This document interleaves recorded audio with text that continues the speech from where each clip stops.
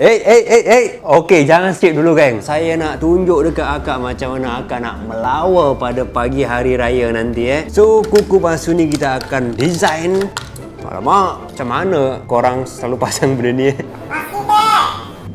Masking tape guys. Okey. So, masking tape je.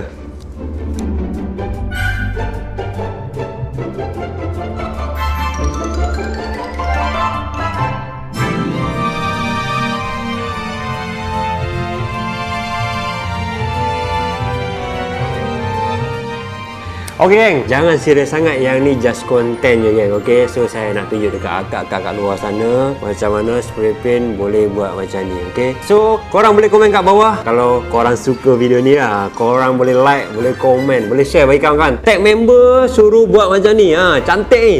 Okey.